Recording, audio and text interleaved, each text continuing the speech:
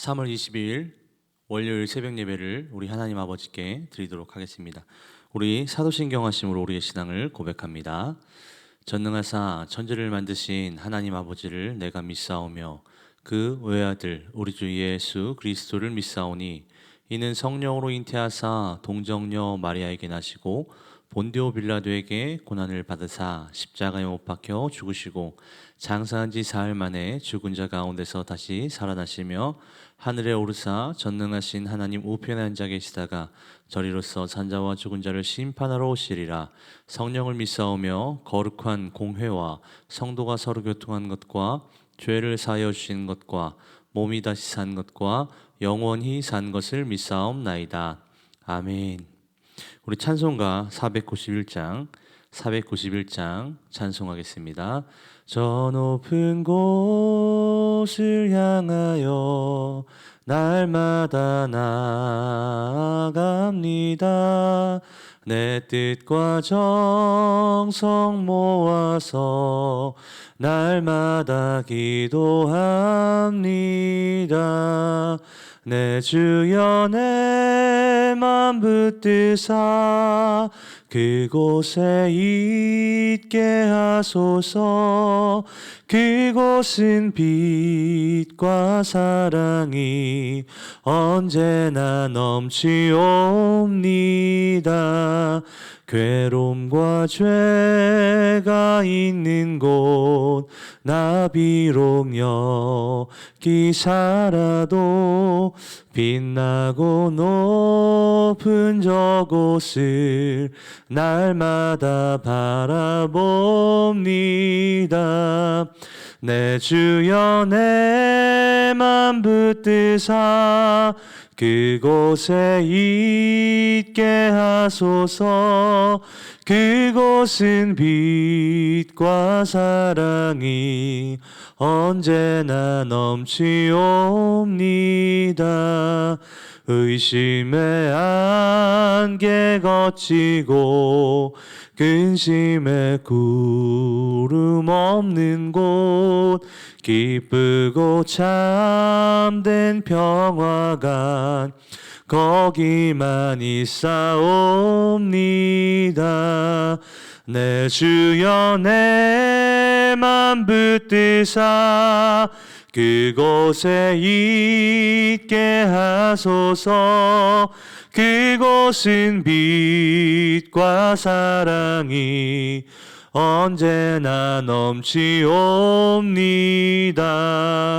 험하고 높은 이 길을 쌓으며 나아갑니다.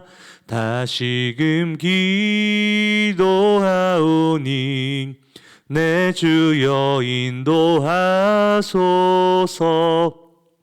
내 주여 내 맘 붙드사 그곳에 있게 하소서. 그곳은 빛과 사랑이 언제나 넘치옵니다. 내 주를 따라 올라가 저 높은 곳에 우뚝 서 영원한 복락 누리며 즐거운 노래 부르리.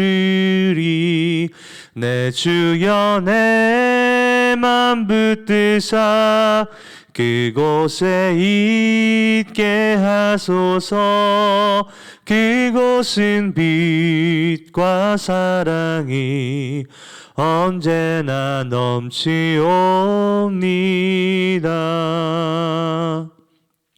아멘. 우리 함께 나눌 말씀은 여호수아 13장 1절에서 7절입니다. 여호수아 13장 1절에서 7절 말씀입니다. 제가 가지고 있는 성경으로는 339페이지에 있습니다. 함께 읽겠습니다.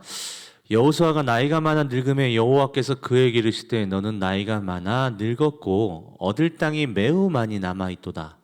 이 남은 땅은 이러하니 블레셋 사람의 모든 지역과 구슬 족속의 모든 지역 곧 애굽 앞 시올 시내에서부터 가나안 사람에게 속한 북쪽 에그론 경계까지와 블레셋 사람의 5 통치자들의 땅 곧 가사 족속과 아스돗 족속과 아스글론 족속과 가드 족속과 에그론 족속과 또 남쪽 아위 족속의 땅과 또 가나안 족속의 모든 땅과 시돈 사람에게 속한 무아라와 아모리 족속의 경계 아베까지와 또 그발 족속의 땅과 해 뜨는 곳에 온 레바논 곧 헤르몬산 아래 바알갓에서부터 하맛에 들어가는 곳까지와 또 레바논에서부터 미스르봇마임까지 산지의 모든 주민 곧 모든 시돈 사람의 땅이라. 내가 그들을 이스라엘 자손 앞에서 쫓아내리니 너는 내가 명령한 대로 그 땅을 이스라엘에게 분배하여 기업이 되게 하되 너는 이 땅을 9지파와 므낫세 반지파에게 나누어 기업이 되게 하라 하셨더라. 아멘. 예전에 좋아했던 만화 중에 타이의 데모홈이라는 만화가 있는데요. 그 만화가 무조건 나쁜 것이 아니라 꼭 인생에게 던지는 화두, 다시 말해서 어떠한 교훈이 있는 것 같습니다. 그 중에 한 가지 장면이 무엇이냐면 한 어린아이가 엄마한테 이렇게 물어봐요.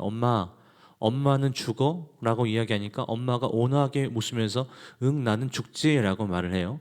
그러니까 딸이 뭐라고 말하냐면 엄마 죽는데 안 슬퍼? 라고 하면서 눈에 눈물이 가득 찬 채로 울먹이면서 대화를 건네는 장면이 있습니다. 사랑하는 성도 여러분, 우리는 모두 다 죽죠. 죽을 수밖에 없고 죽음은 예정되어 있습니다. 무조건 이루어지는 것이 죽음이죠.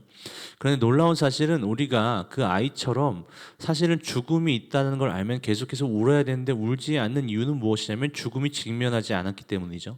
더 나아가서 우리는 언제 옵니까? 장례식장에 가서 당장 죽음이 직면했을 때 비로소 울지 않습니까? 사실은 죽음이 직면했어야만 우는 것 자체가 죽음이라는 그런 어떤 단어가 주는 무게에 비해서는 굉장히 말이 안 맞는 것 같아요. 왜냐하면 죽음이라는 것은 굉장히 끔찍한데 당장 그 죽음이 직면했을 때만 우는 것은 사실은 저는 좀 올바르지 않다는 생각도 가끔 하게 됩니다. 왜냐하면 죽음이라는 것 자체가 만만한 것이 아니기 때문이죠. 다시 애니메이션으로 돌아와서 그렇게 울먹거리는 아이 앞에 엄마가 정말 온화한 미소를 뿌리치면서 뭐라고 말하냐면 이것은 마치 우리의 고백이 되어야 되는 줄로 믿는데 엄마는 죽어 그렇기 때문에 오늘 하루를 열심히 살아가는 거야 라고 이야기하더라고요. 결국 우리는 죽기 때문에 언제 죽을지 모르기 때문에 오늘 하루를 열심히 산다라는 것입니다.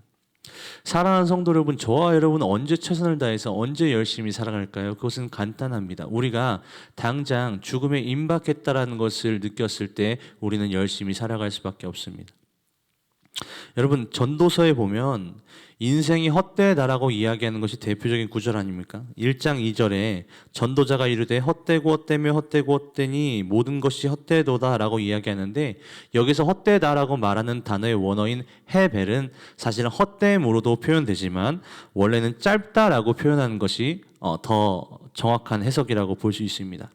이 헤벨이라는 말이 수증기, 입김, 이슬로 이게 금방 사라진다는 공통점이 있는데 이 땅에서 영원하다고 생각했던 것들이 금방 사라지기 때문에 허무한 것인데 그 허무 앞에 금방이라는 단어가 붙기 때문에 다시 말해서 짧기 때문에 허무한 거예요. 그래서 이 단어를 단순히 허무하다라고 이야기하기 전에 짧다라고 해석하는 것이 훨씬 더 바람직하다고 볼 수 있는 거죠. 여러분, 이렇게 해석했었을 때 우리의 이 삶의 적용점도 완전 달라지는 겁니다. 어차피 헛되고 여기에서만 국한된 인생이라면 우리는 어차피 헛된 인생이기 때문에 인생을 대충 살아도 된다라고 하는 왜곡 지점에 빠질 수 있지만 반대로 인생은 짧기 때문에 어떻게 해서든 하나님의 영광을 위해서 더 열심히 남은 이 짧은 기간 동안 최선을 다해야겠다라는 다짐이 이 짧음이라는 단어 속에서 더 확장되어 갈 수 있다는 거죠. 그래서 전도자가 이르되 인생은 짧고 짧으며 짧고도 짧으니 모든 것이 쉬이 사라지는 것들이라, 이것이 훨씬 타당한 해석일 수 있다라는 거죠. 즉 전도서를 보면요, 우리 인생은 헛된 것이 아니라 인생은 한계치가 있고 인생은 세월이 빠름 가운데 결국은 끝이 있기 때문에 짧음이라는 기준을 가지고 우리가 얼마나 열심히 살아야 가는가를 전도서는 말하고 있는 것입니다. 여러분, 특별히 새벽 예배에 오시는 분들 중에 이 세월이 너무나 아름답게 면류관처럼 머리에 앉으신 분들이 있잖아요. 백발이 성성하신 분들. 그런 분들에게 여쭤보고 싶은 것은 세월이 정말 빠르지 않냐라는 거예요. 세월이 화살같이 빠르죠. 저 같은 경우도 이 새벽 예배에 참석하시는 우리 할머니, 할아버지 너무나 사랑하는 우리 믿음의 선배들 앞에서 저는 손잡벌도 되지 않겠지만, 근데 중요한 건 뭐냐면 저도 세월이 빠르다는 걸 느낍니다. 제가 초등학교 1학년 때 언제 6학년 되냐, 언제 고학년 되냐 했는데 4학년 되고 고학년 되다 보니까 목에 힘을 주려고 하니까 6학년 형들이 있는 거예요. 또 언제 6학년 되냐, 또 언제 중학교 졸업하냐, 또 언제 고등학교 졸업하냐, 이런 것들이 지금 지나보면 사실 아무것도 아니었다는 거예요. 지금 40살을 눈앞에 두고 있는 저의 심정은 세월이 정말 빠르다라는 것이죠. 이처럼 우리의 인생이 굉장히 빠르다는 것입니다. 그래서 내 인생이 언제든지 오늘이 마지막이 될 수 있다라는 그런 확신을 갖지 않으면 우리는 하나님의 일을 제대로 하지 못하지만, 반대로 나의 인생은 짧기 때문에 언제 주님께서 나를 부르실지 모르겠기 때문에 내가 최선을 다해야 한다라는 말씀이 될 수 있다라는 것입니다. 제가 젊다고 저의 인생을 80, 90까지 이렇게 보장할 수 있겠습니까? 제가 새벽마다 운전을 해서 오지만 제가 돌아가는 것을 언제 보장할 수 있겠습니까? 제가 안전하게 평택으로 다시 간다는 건 어떻게 보장할 수 있겠어요? 졸음운전을 하기도 하고 차선을 넘기도 하는데 어떻게 보장할 수 있겠어요? 다 하나님의 은혜라는 것이죠. 오늘 본문에 보면 그렇게 열정적으로 열심을 다해 섬겼던 여호수아가 등장을 하는데, 그 여호수아가 세월을 맞아서 늙었다라고 이야기합니다. 우리 1절 한번 읽겠습니다. 여호수아가 나이가 많아 늙음에 여호와께서 그에게 이르시되 너는 나이가 많아 늙었고 얻을 땅이 매우 남아있도다. 이것이 우리의 인생이라는 것입니다. 즉 헤벨, 인생은 굉장히 짧죠. 이 당시 여호수아의 나이를 85세로 추측하고 있는데, 이 당시 이 당시 이스라엘 백성들이 전체적으로 참여한 전쟁은 그쳤습니다. 그런데 땅을 분배받지 못한 각 지파가 해야 할 전쟁, 다시 말해서 국지전은 지금 남아있다는 것에 대해서 이야기를 하고 있는 것입니다. 그런데 왜 하필 하나님께서는 여호수아에게 남은 땅을 분배하라고 이야기하는가? 그 이유는 여호수아라는 인물이 이스라엘 백성들이 보기에 아직도 하나님의 말씀을 대언하는 사람, 다시 말해서 영적 권위가 있는 인물로 인정받았기 때문입니다. 그래서 후손들이 상속받을 기업에 대해 분쟁하는 일이 없게 하기 위해서 여호수아를 들어서 사용하셨다는 거죠. 그런데 놀라운 사실은 하나님께서 여호수아에게 말씀하시는 땅들, 이 땅을 줘라, 이 땅을 줘라 하는 것들이 사실은 아직 정복하지 못한 땅이라는 것입니다.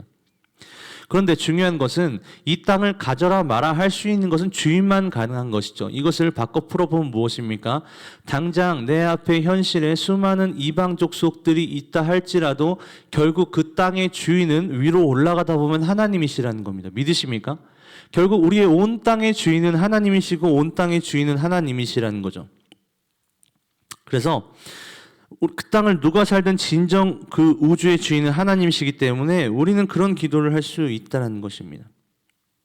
하나님, 이 집을 주십시오. 저 집을 주십시오. 당장 금액적인 부분에 여러 가지 부분에 안타까움이 있지만 그럼에도 불구하고 하나님을 믿는다면 믿음으로 선포할 수 있는 믿음도 필요하다는 거죠.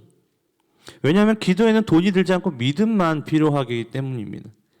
그래서 그 주님이 기도를 들으시는데 우리는 가끔 주님을 연약하게 약하게 보기 때문에 우리는 그것을 현실에 반영해서 굉장히 연약한 기도를 하지 않는가를 알 수 있게 되는 것이죠.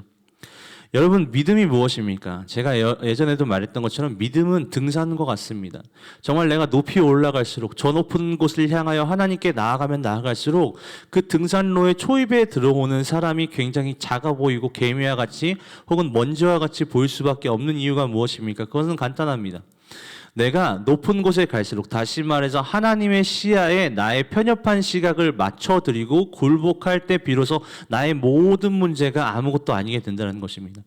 이스라엘 백성들에게 적용해 보면 당장 정복하지 않은 땅이 있다 할지라도 주님께서 그 땅을 모든 족속에게 나눠주라고 명령하신 것은 무엇이냐면, 첫 번째로 땅의 주도권과 땅의 주인은 오직 우리 하나님이시다와 더불어서 그 땅에 있는 모든 족속과의 전쟁 가운데서 주님께서 승리케 하신다라는 놀라운 진리가 이 말씀 가운데 숨겨져 있는 것이죠. 사랑하는 성도 여러분, 그 진리를 믿으시길 진심으로 축복합니다. 그래서 여러분, 믿음은 무엇입니까? 우리 마가복음 11장 24절 한번 읽겠습니다. 그러므로 내가 너희에게 말하노니 무엇이든지 기도하고 구하는 것은 받은 줄로 믿으라. 그리하면 너희에게 그대로 되리라. 아멘. 여러분, 믿음은 받을 줄로 믿은 것이 아니라 이미 완료형으로 받은 줄로 믿으라고 하나님께서 말씀하십니다. 믿으십니까? 다시 말해서 그 땅 가운데 내가 취해야 할 산지에 수많은 어려움들과 적군들이 있을지라도 두려울지라도 내가 이미 받은 줄로 선포하면 그것을 주님께서 주님의 때에 가장 좋은 때에 주시겠다라는 것입니다. 여러분, 갈렙이 그 나이가 많음에도 불구하고 왜 가장 치열한 전투가 예정되어 있는 그 땅을 달라고 이야기합니까? 간단합니다. 갈렙에게는 믿음이 있었어요. 갈렙에게는 하나님께서 하신다는 믿음이 있었고, 갈렙에게서는 하나님께서 도와주신다는 믿음이 있었고, 갈렙은 이미 그 땅을 받았다라는 믿음이 있었기 때문에 하나님께 그 땅을 달라고, 여호수아에게 그 땅을 달라고 요구하는 것입니다. 마찬가지로 여러분, 믿음은 이것을 주시지 않으면 어떡하지, 이것을 안 주면 어떡하지가 아닙니다. 믿음이 없으면 의심하는 자는 받지 못함으로 여기라고 야고보서엔 분명히 나와 있잖아요. 다시 말해서 내가 진정으로 믿는다면 여호수아에게, 나이 많은 여호수아에게 하나님께서 그 땅의 분배권을 명령하시고 주시라고 선포하셨던 것처럼 이미 우리가 믿음으로 나아가면 주님께서 그것을 주신 줄로 믿습니다. 그래서 믿음은 여기는 거예요. 이미 받은 것으로 여기는 것입니다. 마음으로 확신하는 것입니다. 그래서 여러분, 정말 성경을 벗어나지 않는 하나님의 뜻대로 하는 기도를 가슴에 품고 이미 받은 줄로 여기십시오. 그러면 그렇게 될 줄로 믿습니다. 말씀을 정리하겠습니다. 다시 돌아와서 여호수아는 자신의 마지막 생이 다하는 날까지도 하나님의 일에 충성했습니다. 내가 언제까지 살겠지, 아직 내 생명이, 내 수명이 남았겠지 하면서 당장 하나님께서 명령하신 그 사명을 감당하지 못하고 있다면 나의 생명과 나의 모든 것은 주님께서 주관하는 것이지 내가 주관하는 것이 아니기 때문에 그 교만의 자리에 내려와서 주님께서 하시라고 하셨던 것들을 당장 하시면서 나의 오늘이 마지막인 것처럼 주님께 충성하는 저와 여러분 되시기를 진심으로 축복합니다. 우리 기도하며 나아갈 텐데요. 결국 인생 마지막에 여호수아를 보며 인생의 짧음을 다시 한번 생각하게 하소서. 두 번째로, 그래서 오늘이 마지막 날인 것처럼 주님을 위해서 충성하게 하소서. 마지막 세 번째로, 땅 분배를 통해 주님이 주인이심을 알고 그분께 이미 받은 줄로 믿고 기도하게 하소서. 이 기도 제목 가지고 우리 주여 한번 부르짖고 기도합니다. 주여! 하나님 감사합니다. 정말로 우리 마음 가운데 주님, 나태함이 아니라 인생 마지막의 여호수아를 보며 인생의 짧음을 다시 한번 생각하게 하여 주십시오. 인생이 헛되다라고 하는 것이 아니라 하나님께 충성을 올려드릴 기회가 그만큼 적기 때문에 최선을 다해서 오늘 하루를 보낼 수 있도록 인도하여 주옵소서. 그래서 오늘이 마지막 날인 것처럼 주님을 위해 충성하는 삶 살게 하여 주시옵소서. 더 나아가서 주님, 땅 분배를 통해 주님이 주인 되심을 알고 그분께 이미 받은 줄로 믿고 기도하게 하여 주옵소서. 믿음으로 여기게 하여 주옵소서. 그로 인하여서 정말로 주님께 믿음의 고백을 드림으로 말미암아 정말로 확실한 응답을 받을 수 있는 저와 모든 귀한 성도님들 되시도록 주님 붙들어 주옵시고 인도하여 주시옵소서.